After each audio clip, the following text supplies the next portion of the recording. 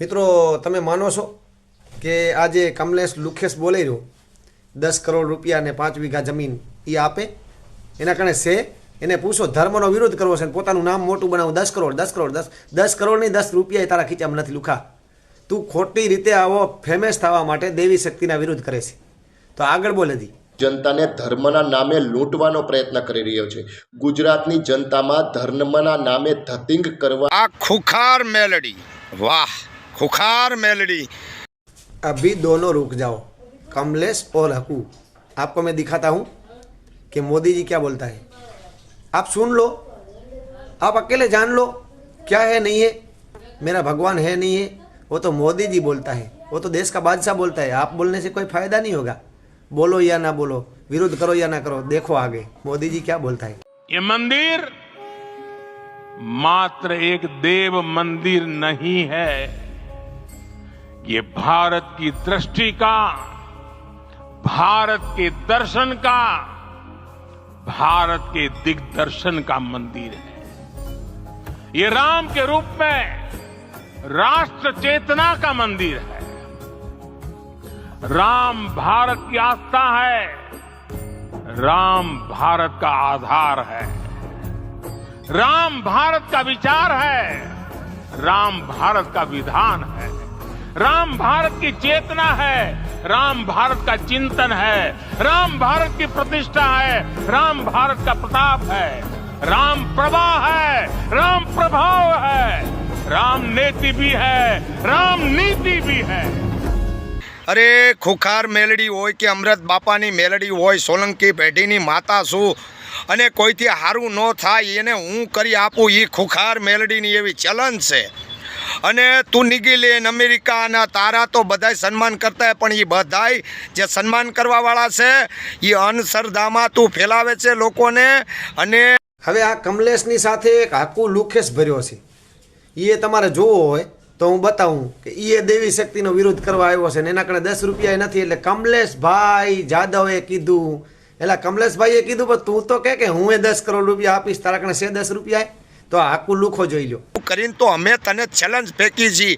પેલા કમલેશભાઈ જાદવે તને 10 કરોડ રૂપિયાનું ઇનામ ને 5 વીઘા જમીન, એમાં તને શરમ આવતી હોય તો હું તને ચેલેન્જ કહું છું કે મારા બારામાં કોક વસ્તુ કાક બતાવી દે.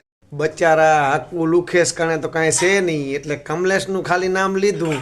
બાકી ચેલેન્જ આપું છું. શેની ચેલેન્જ આપશો? ખાલી પબ્લિકને ભડકાવવા અને દેખાડવા. તું પોતે ભોપાઈ કરતો હતો હકા, હવે કેમ મૂકી દીધી ભોપાઈ અને માતાજીનું ના બધું? હવે માતાજીને વિરોધે ચડ્યો, તે ખુદ આ બધું કરી ચૂક્યો છું. હવે તું પકડવા નીકળ્યો, તારું કામ નથી ભાઈ, તું ધંધો બીજો કઈ.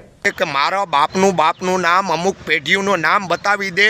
હું નાનપણમાં શું કરતો?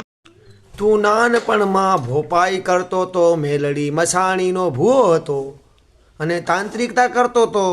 બીજા કે ને કે ભોપો કે ને કે, પણ હું કહું છું લુખા કે હવે તે એ મૂકીને રસ્તો પકડીને હવે તે બીજે રસ્તે હાલવાનું ચાલુ કર્યું છે. તારી હાટડી બંધ કરી છે. તે મસાણી મેલડીની મંદિરને જગ્યા નથી બનાવી. બીજાને ખબર હોય કે ન હોય, મને તો ખબર જ છે ભાઈ. તો ખુખાર મેલડીના નામ ઉપર ધતિંગ કરે છે, માતાજીના નામ ઉપર ભેળિયા ઓઢીને હું સોલંકી પેઢીની માતા છું, હું ખુખાર મેલડી છું. માતાજીને કાં તો ટાઈગર બનાવી ગયો છો, કાં તો ખુખાર બનાવી ગયો છો અને માતાજીના ભેળિયા ઓઢી. તું કામરેજના પાધરમાં આ જ કામ કરતો હતો એટલે તને બધુંય આવડે છે. આવી જાજો મારી મસાણી મેલડી. એના મોટા મોટા મેન ફોટા રાખેલા હતા ને પબ્લિક ભેરી કરતો ને નાનકો એવો મંદિર બનાવેલો. તું માથે કાંઈ નથી, પણ વરસાદ વરસાવો હોય તો વરસે, ના વરસાવો તો ના વરસે. આ હકાતું નતો કહેતો અને આજ તું પાછો ભોપાવાનો વિરોધ કરવા નીકળ્યો. શરમ કર, શરમ લુખેશ. અને તમે ધૂણો છો, આવે તમને શરમ નથી આવતી? ભૂવા ભાખંડીઓ, તાંત્રિકો, મુંજાગરો અને ટોટલિંગને હું ચેલેન્જ આપું છું કે મને કોક કાક કહી ગયો. બેનું દીકરીઓની ઇજ્જત ઉપર હાથ નાખનારા ભૂવા હકુ લુખેશ તે આ ધંધો કરી લીધો લાગે છે. બેનો દીકરીઓની ઇજ્જત ઉપર હાથ નાખી લીધા છે. તું ભોપો હતો એટલે તને ખબર છે. એ જ શબ્દ તારા કાનેથી નીકળે છે. તારી લેબોરેટરી કરાવવી પડશે 100%. ક્યાંકથી તારું નિરીક્ષણ કાઢવા માટે અમારે ઊંડું ઉતરવું પડશે. પણ હજી કમલેશનું ઘણું બાકી છે, એટલે આપણે સાંભળી. તમે જોવો બેઠા બે લુખાવાનું નાટક. મીડિયાના માધ્યમથી જાહેર જનતાની સામે તને 10 સવાલ કરીશ. 10 સવાલમાંથી મારા 5 સવાલના જવાબ આપી અને 10 કરોડ રૂપિયા અને 5 વીઘા જમીન તું તારા નામ પર કરી શકે છે. બાકી ગુજરાતની જનતામાં અંધશ્રદ્ધા ફેલાવવાનું કામ બંધ કર પાખંડી. અને જો તારામાં ત્રેવડ હોય, તારી પાસે કોઈ પ્રમાણ પુરાવા હોય, તારી પાસે કોઈ ઈશ્વરી દૈવિક શક્તિ હોય, માતાજીના મિત્રો તમે માનો છો કે આજે કમલેશ લુખેશ બોલી રહ્યો 10 કરોડ રૂપિયા અને 5 વીઘા જમીન એ આપે? એના કારણે છે એને પૂછો, ધર્મનો વિરોધ કરવો છે ને પોતાનું નામ મોટું બનાવું, 10 કરોડ 10 કરોડ 10 કરોડ નહીં, 10 રૂપિયા તારા ખીચામાં નથી લુખા. તું ખોટી રીતે આવો ફેમસ થવા માટે દેવી શક્તિના વિરોધ કરે છે. તો આગળ બોલે દી ને પાખંડીઓને આખો ભાગ કાઠી દરબાર ચેલેન્જ આપે છે અને હું આ બધું કરીને બેસી ગયો છું અને તમે વાહ હકુભા વાહ, તે પોતે કબૂલી લીધું કે હું આ બધું કરીને બેસી ગયો છું. આટલો જ પુરાવો અમે ગોતીએ છીએ. આ પુરાવો હવે અમે તારા સુધી પહોંચાડશું કે હું આ બધું કરીને બેસી ગયો છું. તે બેન દીકરીઓની ઇજ્જત પણ લૂંટી છે, તે તાંત્રિકતાની અંદર રૂપિયા પણ ખાધા હશે. આ એક સાબિત પુરાવો છે કે હું આ બધું કરીને બેસી ગયો છું. સાંભળ્યું ને મિત્રો તમે? હજી આગળનું કાંઈ બાકી રહી જતું હોય તો હજી સાંભળીએ. ચાલો. એક પત્તું નો હાલે તમારથી. જો તમારામાં તેવડ હોય, કોઈ કહેતું હોય મેલડી ભેળવી દીધી, મામા ભેળવી દીધા, તો ભલામણા માતાજી કે મામા કોઈનું ખરાબ નથી કરતા. આ ઇન્સાન ખરાબ કરે છે. અને ખુખારનો મતલબ શું થાય? કાં તો ટાઈગર મેલડી બનાવી ગયો છો.